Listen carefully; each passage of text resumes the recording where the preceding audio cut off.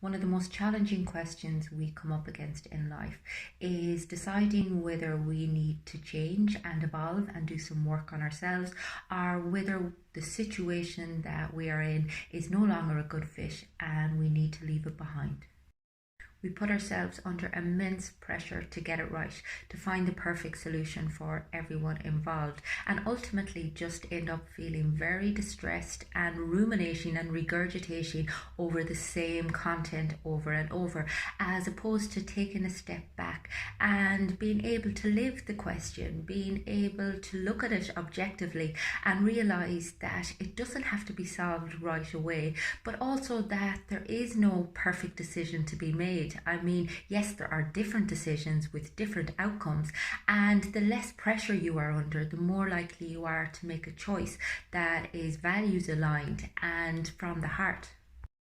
When you allow yourself to sit in stillness, you can begin to observe some of the thinking processes you have around your circumstance, but also some of the emotional content that you have there. And you can begin to untangle what is your conditioning, what is your interpretation of what is the right thing to do, and what feels right for you. What is your gut instinct telling you? And it takes a while to trust this, so be very patient and tolerant with yourself in the process.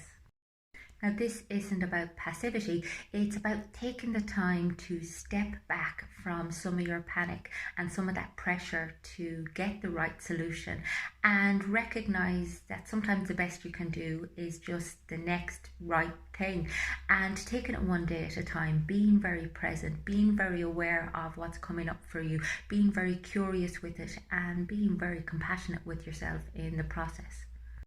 I always love the sentiment of the Serenity Prayer, where you're basically asking for the serenity to accept the things that you cannot change, the courage to change the things that you can, and the wisdom to recognize the difference. And if you practice that, if you look at the things that you can actually influence, if you are very in touch with your internal world, then you are more likely to make conscious decisions in your external world. You are more likely to be on the path that you need to be on.